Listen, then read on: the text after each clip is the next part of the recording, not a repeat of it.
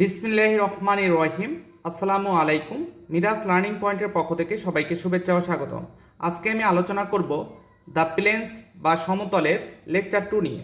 Lecture 2 এর অধীনে প্রথম প্রশ্ন 5, 9x plus 6y minus 2z plus 7 equal 0 সমতলের অবিলম্বের দিক কোসাইন এবং ইহার দৈর্ঘ্য নির্ণয় করো।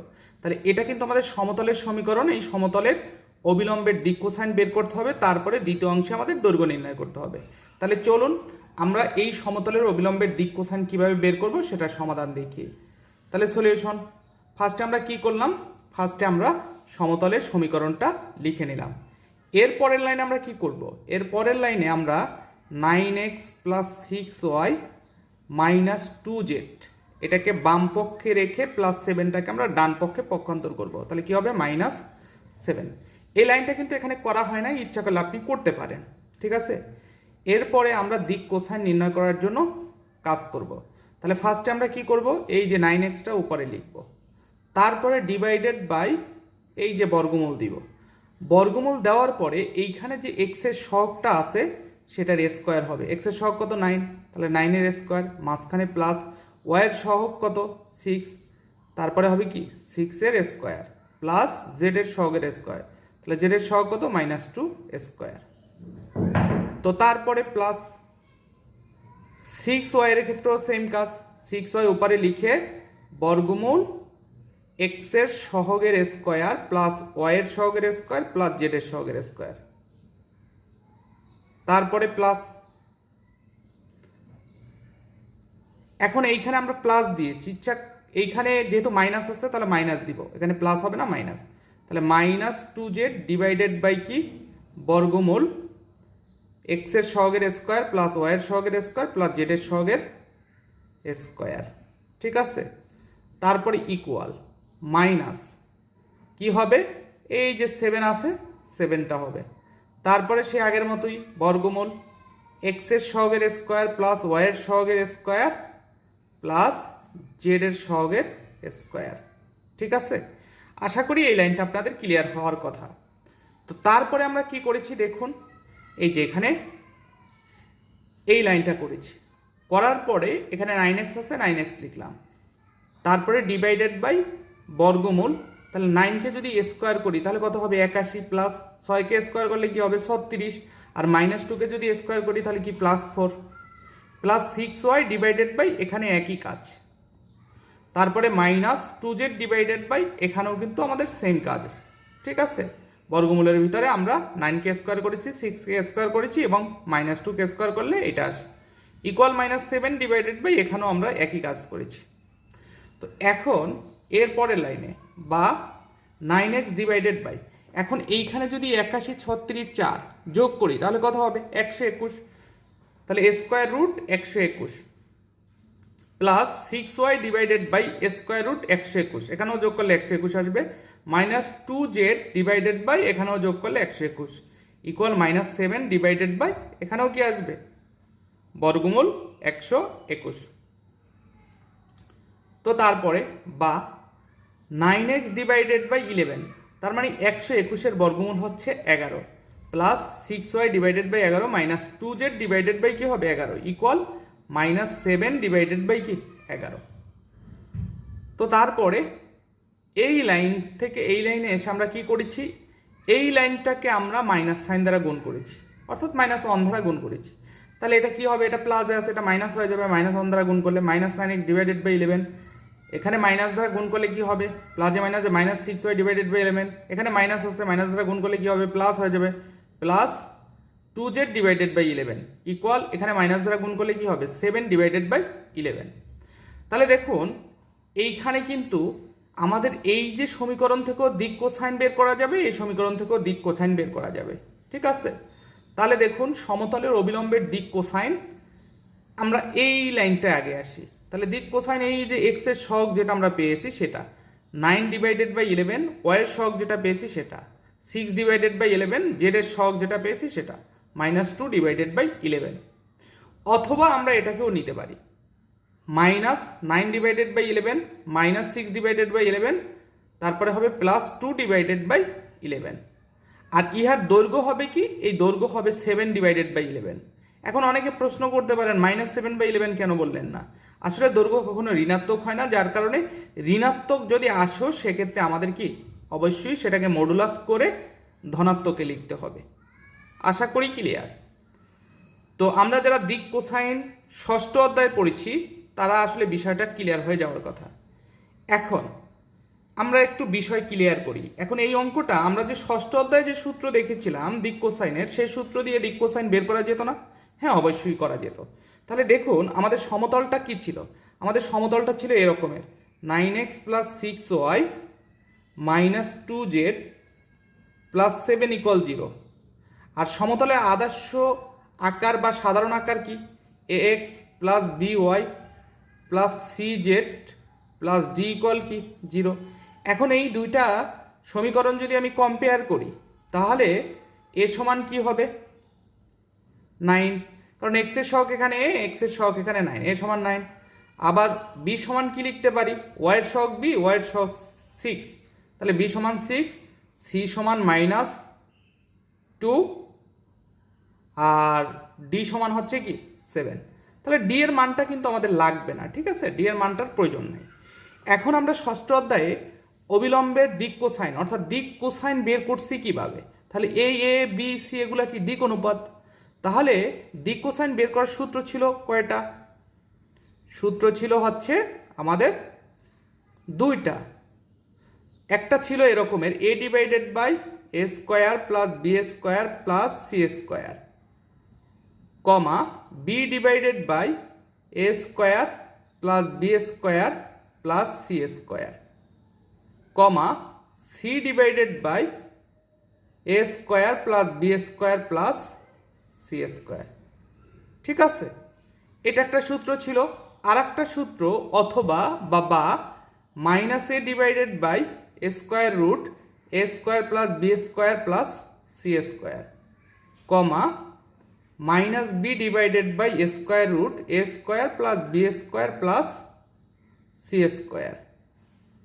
তারপরে কমা -c / a² + b² + c²। ঠিক আছে, তার মানে এইখানে সূত্র কিন্তু সেমই, এইখানে হচ্ছে ধনাত্মক মান, এখানে হচ্ছে ঋণাত্মক মান। এখন এই সূত্র দিয়ে যদি করি তাহলে আমার রেজাল্টের দিক কোসাইনের যে রেজাল্ট এসেছে সেটা কি একই আসবে কিনা আমরা একটু দেখে নেই। তাহলে প্রথমটার ক্ষেত্রে আমি প্রথমে অ্যাপ্লাই করি। তাহলে এর মান কত? 9 ডিভাইডেড বাই এর স্কোয়ার অর্থাৎ 9 এর স্কোয়ার, বি কত? 6, 6 এর স্কোয়ার প্লাস সি কত? -2, এটার স্কোয়ার। ঠিক আছে, তারপরে কমা 6 ডিভাইডেড বাই একই কাজ 9² + 6² প্লাস -2²। তারপরে 3 নাম্বারটা কি আছে? 3 নাম্বারটা হচ্ছে সি। সিটা কি হবে? -2 ডিভাইডেড বাই √9² + 6² প্লাস -2²। ঠিক আছে, তো এখন আমরা এটা কি ক্যালকুলেশন করলে কি আসবে? 9 ডিভাইডেড বাই, এখানে যদি ক্যালকুলেশন করি 81, 36 আর 4, তাহলে 121, আর 121 এর বর্গমূল হচ্ছে 11। এখানেও same, 6 divided by 11 -2 divided by 11। তাহলে দেখুন এইখানে কিন্তু সেম দিক কোসাইন এসেছে, আমরা যে সূত্র অ্যাপ্লাই করি না কেন। আর এইখানে আমরা দ্বিতীয় সূত্রটায় যদি অ্যাপ্লাই করি তাহলে কি আসবে দেখুন, তাহলে কিন্তু সব কিছুই ঠিক আছে। তাহলে এইখানে শুধু একটা মাইনাস অ্যাড করে দিলেই হবে। তাহলে এই যে এটার মান কত? 9 ডিভাইডেড বাই 11 আসছে, তাহলে এটার সাথে একটা মাইনাস অ্যাড করে দিলেই তো হয়ে যায়, -9 ডিভাইডেড বাই 11, কমা এখানে b divided by √a² + b² + c² মান বের করেছি, তাহলে এখানে একটা মাইনাস অ্যাড করে দিলেই তো হয়ে যায়। তাহলে কি হবে? -6 ডিভাইডেড বাই 11। তারপরে c divided by √a² + b² + c², এটার মান বের করেছি কত? এই যেটা, এটার সাথে একটা মাইনাস অ্যাড করে দিলেই তো দ্বিতীয়টা চলে আসে, -2 ডিভাইডেড বাই 11। তাহলে এটা মাইনাসে মাইনাসে কি হয়ে যাবে? এটা প্লাস হয়ে যাবে, তার মানে 2 ডিভাইডেড বাই 11, এই যেই মানটা। তার মানে আমরা কিন্তু ইচ্ছে করলে এই সূত্র দিয়েও করতে পারি। ঠিক আছে, এখন কথা হচ্ছে যদি দৈর্ঘ্য নির্ণয় করতে না বলে তাহলে কিন্তু আপনি ষষ্ঠ অধ্যায়ের যে সূত্র আছে দিক কোসাইন বের করা সেটা দিয়ে করতে পারেন। আর যদি দৈর্ঘ্য বের করতে বলে দিক কোসাইনের সাথে সাথে, তো সেই ক্ষেত্রে আপনি প্রশ্ন 5-এর সমাধানের ক্ষেত্রে এখানে যে পদ্ধতিটা উল্লেখ আছে সেই পদ্ধতিটা অনুসরণ করাই সবচেয়ে ভালো হবে। তো আশা করি প্রশ্ন 5 আপনাদের ক্লিয়ার। এরপর প্রশ্ন 6, 1,2,3 বিন্দুগামী এবং 3x + 4y - 5z = 0 সমতলের সমান্তরাল সমতলের সমীকরণ নির্ণয় করো।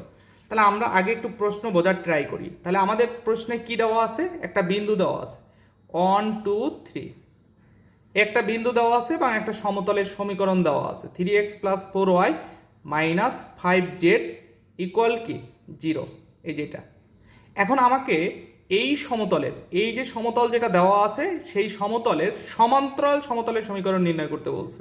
তাহলে ধরুন আমাদের যে সমান্তরাল সমতলের সমীকরণ নির্ণয় করতে বলছে এইটার সমীকরণ এই যে বক্সের ভিতরে আছে, ঠিক আছে? তাহলে আমার প্রদত্ত এই যে সমতলের সমীকরণ যেটা দেওয়া আছে এইটার সমান্তরাল সমতলের সমীকরণ নির্ণয় করতে হবে এবং যেটা আমি নির্ণয় করব সেটা কত বিন্দুগামী? 1 2 3 বিন্দুগামী।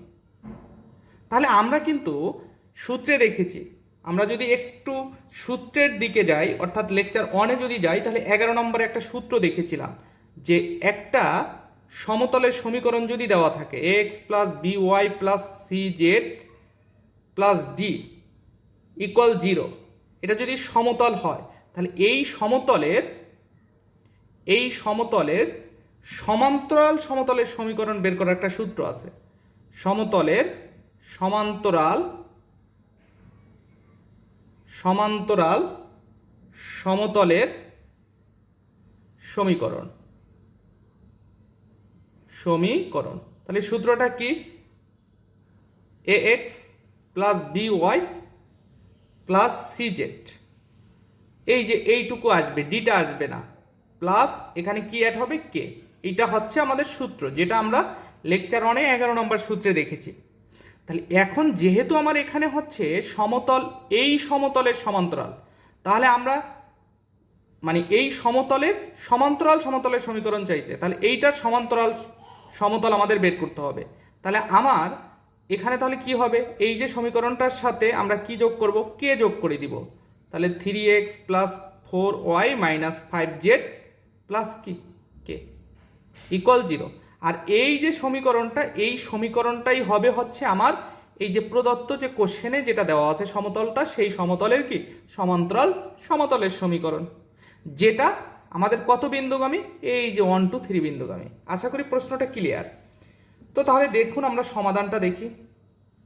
সলিউশন 3x + 4y - 5z = 0 সমতলের সমান্তরাল সমতলের সমীকরণ। তাহলে কি হবে? 3x + 4y - 5z, তার সাথে প্লাস কি আসবে? কে = কি 0, 1 নং সমীকরণ। আর এই যে সমতলের সমান্তরাল সমতলের সমীকরণ, এই সমীকরণটা কত বিন্দুগামী? 1 2 3 বিন্দুগামী, যাহা 1 2 3 বিন্দুগামী। তাহলে এখন যদি 1 2 3 বিন্দুগামী হয় তাহলে এই 1 2 3 বিন্দু দ্বারা এই সমীকরণটা কি হবে? সিদ্ধ হবে। সহজ কথায় x এর জায়গায় 1 বসাবো, y এর জায়গায় 2 বসাবো এবং z এর জায়গায় কি বসাবো? 3 বসাবো। তাহলে দেখুন 3 × 1 + 4 × 2 - 5 × z এর মান কত? 3 + k = 0। এখন এটাকে আমরা যদি ক্যালকুলেশন করি, ক্যালকুলেশন করলে এই যে দেখুন, ক্যালকুলেশন অবশ্যই আপনারা পারবেন, ক্যালকুলেশন করলে কের মান কত আসলো? 4। তাহলে এখন এইখানে যদি 1 নং সমীকরণে কের মান বসিয়ে দেই তাহলে আমাদের যে এক্সাক্ট যে সমীকরণটা আসবে সেটাই হচ্ছে আমাদের কোশ্চেনে যে প্রদত্ত সমতলটা দেওয়া ছিল 3x + 4y - 5z = 0, এই প্রদত্ত সমতলের সমান্তরাল সমতলের সমীকরণটাই হচ্ছে এখানে কের মান বসানোর পরে 1 নংয়ে। তাহলে আমরা 1 নং সমীকরণে কের মানটা বসিয়ে দিই। তাহলে কি হবে? 3x + 4y - 5z + k = 0। তাহলে 3x + 4y - 5z প্লাস কের মান কত আসছে? 4 = 0। ইহাই নির্ণয় সমতলের সমীকরণ। নির্ণয় সমতলের সমীকরণ মানে হচ্ছে এই যে 3x + 4y - 5z = 0 সমতলের সমান্তরাল, এই যে সমান্তরাল সমতলের সমীকরণ হচ্ছে এটা 3x + 4y - 5z + k, এর মান কত? 4 = 0। তাহলে এই যে সমতলটা আছে এই সমতলের সমান্তরাল সমতলের সমীকরণ হচ্ছে এটা, এটাই অ্যান্সার। তো আশা করি প্রশ্ন 6 ক্লিয়ার। এরপরে প্রশ্ন 7, যদি x - 2y + kz = 0 এবং 2x plus 5y minus Z equal 0 সমতলদ্বয় পরস্পর লম্ব হয়, তবে দেখাও যে কে সমান -8। এখন দুইটা সমতল কখন পরস্পর লম্ব হয় সেই শর্তটা আমাদের আগে জানতে হবে। তাহলে আমরা কিন্তু লেকচার 1-এ 10 নম্বর সূত্রে দেখেছি দুইটা সমতল পরস্পর লম্ব হওয়ার শর্ত। তাহলে ধরুন a1x plus b1y plus c1z plus d1 equal কি 0, একটা সমতল।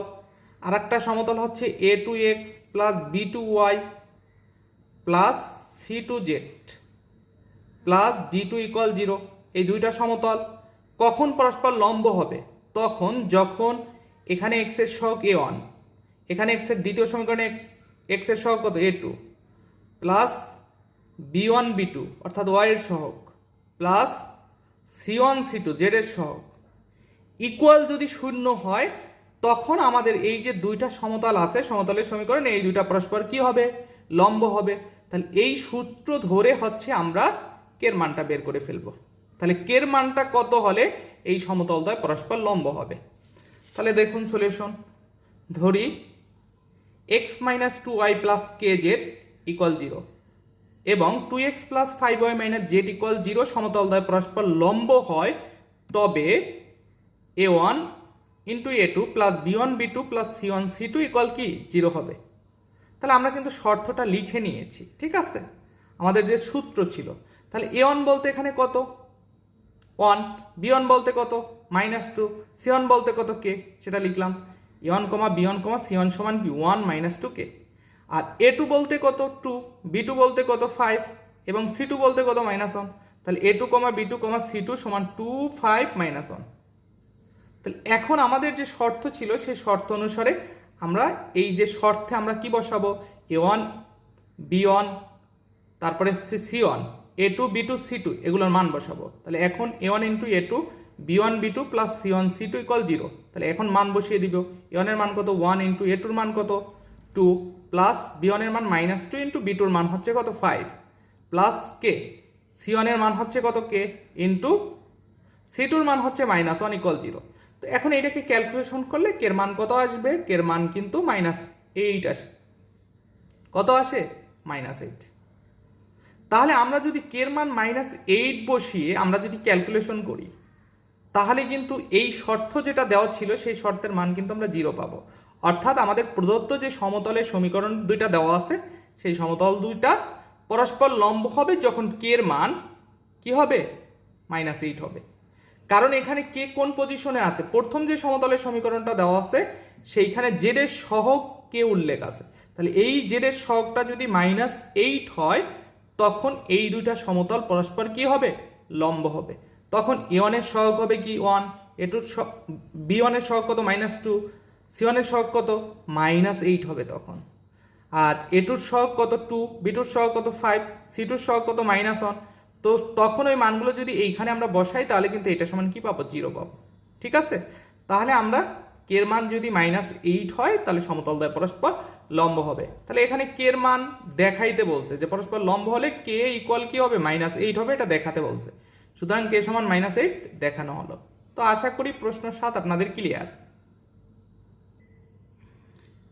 এরপরে প্রশ্ন 8, দেখাও যে -1, 3, 2 বিন্দুগামী এবং x plus 2y minus 2z equal 5 ও 3x plus 3y plus 2z equal 8 সমতল দুইটির প্রত্যেকটির উপর লম্ব সমতলের সমীকরণ 10x minus 8y minus 3z plus 40 equal 0, ঠিক আছে। তাহলে আমাদের প্রথমে প্রশ্নটা বুঝতে হবে, তারপরে হচ্ছে ক্যালকুলেশন করতে হবে, তাই না? এখন দেখুন এই ধরনের একটা সূত্র ছিল প্রশ্ন 8-এ, যে কথাটা বলছে সেই কথা অনুযায়ী আমাদের একটা সূত্র ছিল 12 নম্বর সূত্র।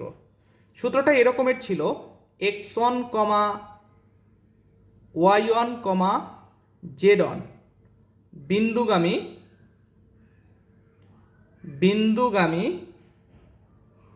বিন্দুগামী এবং a1x plus b1y plus c1z plus d1 equal 0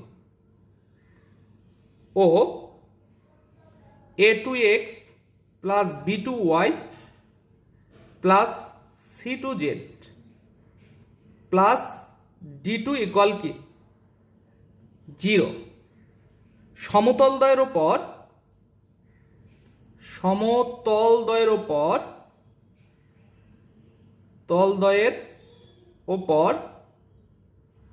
লম্ব সমতলের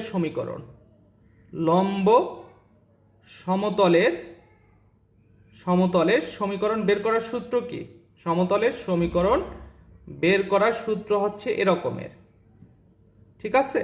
এই যে এরকমের, ফার্স্টে হচ্ছে একটা উলম্ব রেখা x minus X one Y minus Y one, একটু গ্যাপ রেখে লিখতে হবে, এখানে জায়গা কম তাই কারণে গ্যাপ রাখতে পারছি না, জেড মাইনাস কি জেড অন, তারপরে উলম্ব রেখা ক্লোজ। তো তারপরে এখানে কি হবে a1 b1 c1, এখানে কি হবে a2 b2 c2, তারপরে উলম্ব রেখা শেষ করে ইকুয়াল আমরা কি লিখব 0 লিখব। তাহলে দেখুন এই সূত্র অনুসারে কিন্তু আমাদের এই যে আমাদের প্রশ্নে যেটা বলা আছে সেটা কিন্তু মিলে যায়। তাহলে এখানেও কিন্তু আমাদের একটা বিন্দু দেওয়া আছে, এত বিন্দুগামী এত সমতল দুইটির প্রত্যেকটির উপর লম্ব সমতলের সমীকরণ হচ্ছে এটা, তাই না? তাহলে আমার একটা বিন্দু দেওয়া আছে, দুইটা সমতল দেওয়া আছে, দুইটা সমতল একটার একটার উপরে কি লম্ব, সেক্ষেত্রে সমতলের সমীকরণ হবে এটা। তাহলে সেই শর্ত অনুসারে আমাদের এই সূত্রে নিয়ে তারপরে কাজ করতে হবে। তাহলে চলুন আমরা কিভাবে করব সেই ব্যাপারটা আগে দেখি। তাহলে প্রথমে আমরা এই যে আমাদের যে বিন্দুটা দেওয়া আছে সেই বিন্দুগামী সমতলের সমীকরণটা আগে বের করব। তাহলে সলিউশন -1,3,2 বিন্দুগামী সমতলের সমীকরণ। তাহলে এইটা কিন্তু আমরা একটা ডিরেক্ট সূত্র পড়েছি, ঠিক আছে? একটা বিন্দু থেকে সমতলের সমীকরণ কেমনে বের করতে হয় সেটা কিন্তু আমরা সূত্রে দেখেছি, একদম আমাদের 2 নম্বর সূত্র ছিল।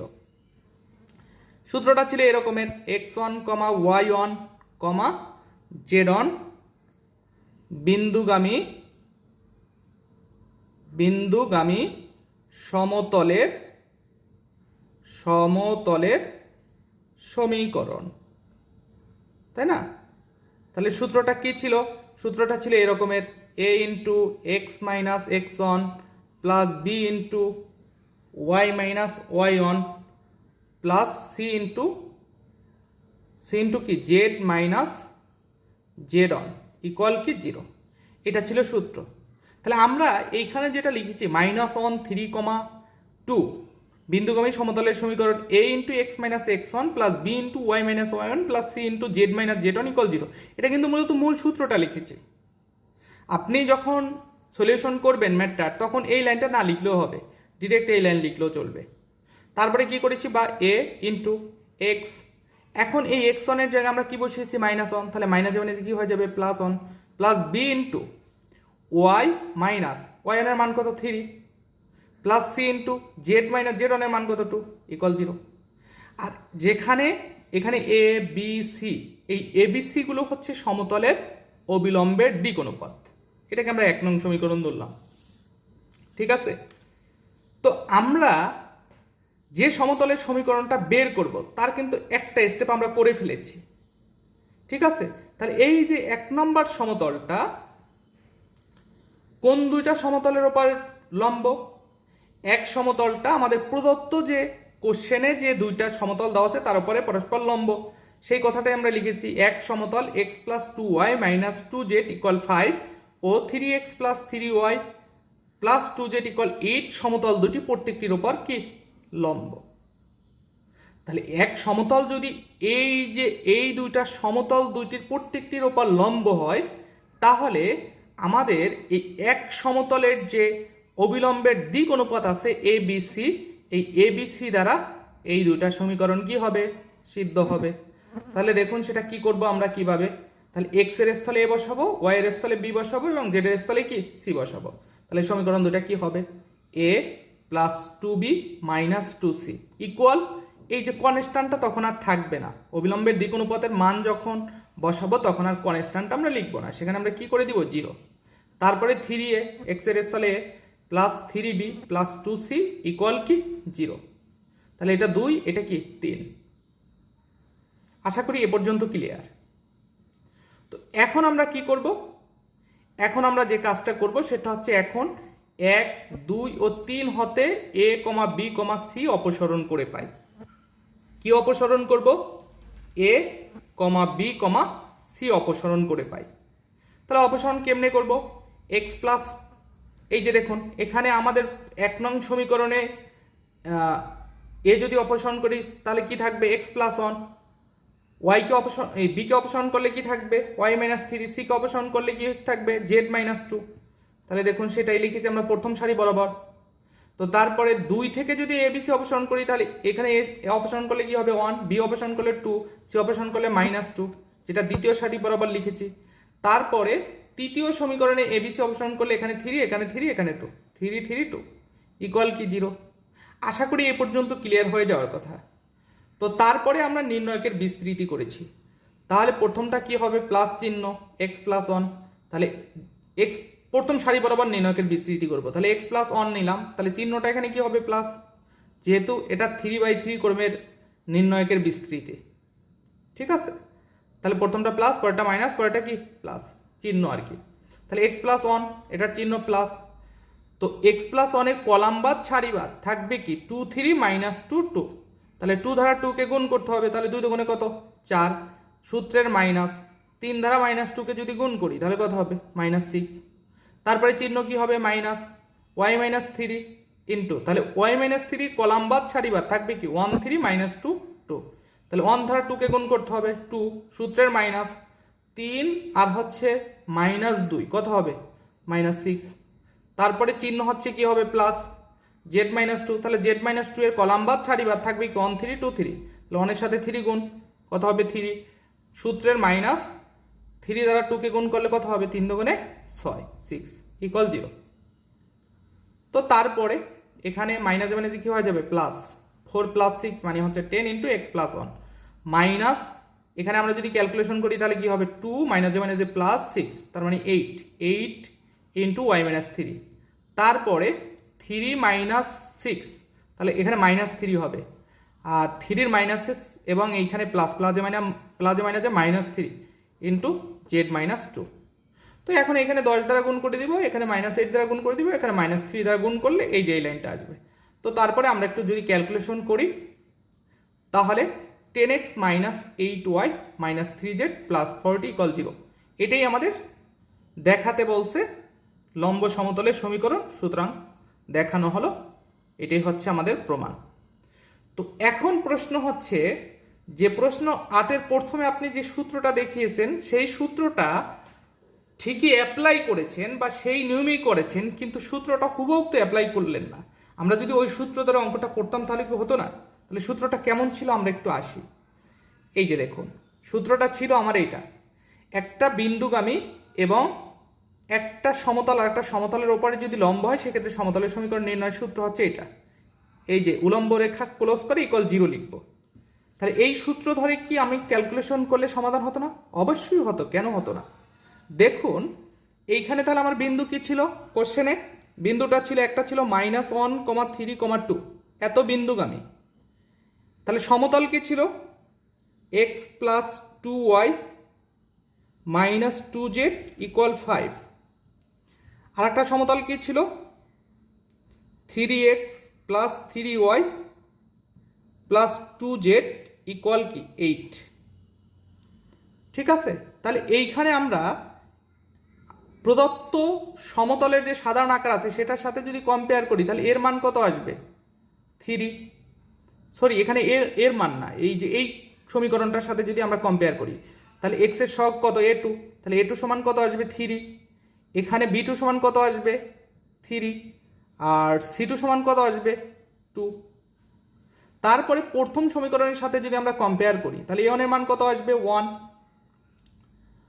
তারপর হচ্ছে b1 এর মান কত আসবে? 2। c1 এর মান কত আসবে? -2। আর ডিটার মান লাগবে না, এই কারণে আমরা আসলে নিয়ে আসি নাই। ঠিক আছে, তাহলে a1, b1 এবং c1 এর মান কিন্তু পেয়ে গেছি, a2, b2, c2 এর মান আমরা পেয়ে গেছি। ঠিক আছে, তাহলে আমার সূত্রটা কি? সূত্রটা একটু লিখি। x minus x1, y minus y1, z minus z1 তারপর হচ্ছে কি A1 B1 C1, তারপরে কি A2 B2 C2 ইকুয়াল কি 0। তাহলে দেখুন এক্স মাইনাস, তাহলে এক্স ওয়ানের মান কত, এই যে -1, ওয়াই ওয়ানের মান কত 3, জেড ওয়ানের মান কত 2। তাহলে এক্স মাইনাস এক্স ওয়ানের মান যেহেতু -1, তাহলে এই মাইনাসের জন্য মানে -1 আছে আর এখানে মাইনাস আছে, তাহলে মাইনাস মাইনাস কি হবে প্লাস, ওয়াই মাইনাস কি হবে 3, জেড মাইনাস কত হবে 2, এ ওয়ানের মান কত 1, বি ওয়ানের মান 2, সি ওয়ানের মান কত -2, এ টুর মান কত 3, বি টুর মান কত 3, সি টুর মান কত 2 ইকুয়াল কত 0।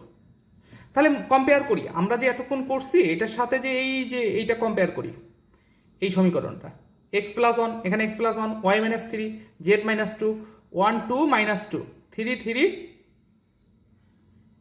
3 3 এখানে কি হবে +2, এই যে +2 ইকুয়াল কি 0। তাহলে দেখুন এই যে নির্ণয়কটা আসছে, নির্ণয় আকারটা আসছে, আমরা যদি সূত্রতে ফেলে যদি সেই আকারটা করতাম একই রেজাল্ট আসতো। ঠিক আছে, এখন এটা আসলে আমরা ভেঙে ভেঙে করেছি ব্যাপারটা, একটু ক্লিয়ার করি। এটা আসলে আমরা ভেঙে ভেঙে করেছি জিনিসটা, একটু যদি আপনি খেয়াল করেন তাহলে বুঝতে পারবেন। এই জিনিসটা হচ্ছে এই যে আমরা x - x1 y - y1 z - z1, এই যে জিনিসটা এখান থেকে আমরা পেয়েছি, এটা যে পেয়েছি এটা হচ্ছে আমরা প্রথমে এই যে বিন্দুটা দেওয়া আছে সেই বিন্দুগামী সমতলের সমীকরণ নির্ণয় করলে আমরা প্রথম সারিটা পাই। এই যে প্রথম নির্ণয়কের প্রথম সারিটা পাই। কোন সারিটা পাই? নির্ণয়কের প্রথম সারিটা। তারপরে আমরা যদি সমতলের অবিলম্বের দিক অনুপাত যদি হচ্ছে এই দুইটা সমতলে অ্যাপ্লাই করি, এই যে আমাদের যে সমতল দুইটা দেওয়া আছে কোশ্চেনে, সেই সমতলে যদি অ্যাপ্লাই করি তাহলে কিন্তু আমরা ABC অপসারণ করলে আমরা এই যে সহগের মানগুলো পেয়ে যাই। ঠিক আছে, প্রথম সমীকরণের জন্য আমরা হচ্ছে এই যে দ্বিতীয় সারির মানগুলো পাই, এবং দ্বিতীয় সমীকরণ দ্বিতীয় সমতলের জন্য যে সমতলটা দেওয়া ছিল তার জন্য আমরা এই তৃতীয় সারির মানগুলো পেয়ে যাই। এই কারণেই এখানে কিন্তু আমরা এই যে বলেছি 1 2 3 হতে A, B, C অপসারণ করে পাই, তাহলে কিন্তু এই ফরম্যাটটা কিন্তু আমরা পেয়ে যাই ডিরেক্ট সূত্রে নিলে আমরা যেটা পাই। ঠিক আছে, তো তারপরে ডিরেক্ট সূত্রে নিয়ে এটাকে নির্ণয়কের বিস্তৃতি করলে, এখানে যেভাবে নির্ণয়কের বিস্তৃতি করছি একইভাবে করলে আমরা এটা পেয়ে যাব। এখন আপনার ইচ্ছা, আপনি যেভাবে করেন, আপনি ইচ্ছা করলে স্টেপ বাই স্টেপ বিস্তারিত এখানে যেভাবে শিটে করা আছে সেভাবেও করতে পারেন, অথবা এখানে আমাদের যে ডিরেক্ট সূত্রটা আছে এই সূত্রে নিয়েও করতে পারেন। ঠিক আছে, এই সূত্রে নিয়েও করতে পারেন, যেটা আপনার কাছে সহজ মনে হয়। তবে আমার থেকে পরামর্শ থাকবে, যেহেতু আপনাদের প্রচলিত বইয়ে হচ্ছে এই সিস্টেমে করা, আমার শিটে যেটা করেছি সেই সিস্টেমে করা, এই সিস্টেমটা ফলো করলেই ভালো হবে। যাই হোক, প্রশ্ন 8 আশা করি ক্লিয়ার। এরপরে প্রশ্ন 9, 2 1 4 বিন্দুগামী এবং x + y - z = 0 ও 9x - 7y + 6z + 48 = 0 সমতলের উপর লম্ব সমতলের সমীকরণ নির্ণয় করো। ওখানে বলছে লম্ব সমতলের সমীকরণ এইটা দেখাতে বলছে আর এখানে নির্ণয় করতে বলছে, কিন্তু প্রশ্ন একই নিয়মে, অর্থাৎ উত্তর একই নিয়মে করতে হবে। আশা করি আপনারা এটা পারবেন। ঠিক আছে,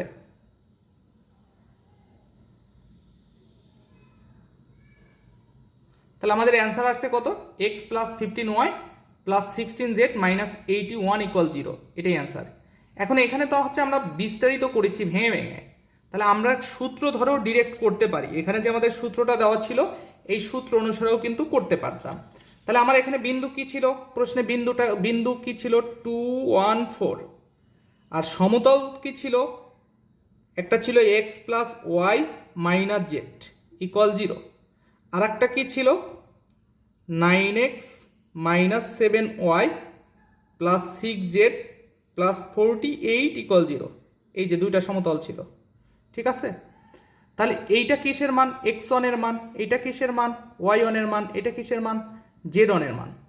আর এইখানে a1 এর মান কোনটা? এই যে এখান থেকে a1 এর মান আসবে, a1 = 1, b1 = 1, c1 = কি -1, আর এখান থেকে a2 b2 এবং c2 আসবে। তাহলে a2 এর মান হচ্ছে 9, বি টুর মান হচ্ছে -7 এবং সি টুর মান কত আসবে?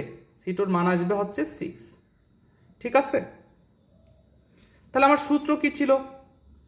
সূত্র ছিল এই যেটা, এই যে x - x on y - y on z - z on a1 b1 c1 a2 b2 c2 equal কি 0। তাহলে দেখুন x - x1 এর মান কত 2, y - y1 এর মান কত 1, z - z1 এর মান কত 4। ঠিক আছে, a1 b1 c1 এর মান কত? a1 এর মান 1, b1 এর মান 1, c1 এর মান -1, a2 মান হচ্ছে 9, b2 মান হচ্ছে -7 এবং c2 মান হচ্ছে কত 6 ইকুয়াল 0। তাহলে দেখুন এইখানে যে নির্ণয় আকারটা এসেছে একই, কিন্তু এই যে একটু খেয়াল করি আমরা তাহলে বুঝতে পারবো। এই যে প্রথম সারি বরাবর x - 2 y - 1 z - 4, তারপরে দ্বিতীয় সারি 1 1 -1 1 1 -1, তৃতীয় সারি 9 - 7 6 ইকুয়াল কি 0। তাহলে এটাকে নির্ণয়কের বিস্তৃতি করলে আমরা এটা পেয়ে যাব। এখন আপনি যে নিয়ম ফলো করেন, যেটা আমি প্রশ্ন 8-এর ক্ষেত্রেও বলেছি। তো আশা করি লেকচার 2 আপনাদের ক্লিয়ার। তো আজকের মতো এখানেই শেষ। আল্লাহ হাফেজ।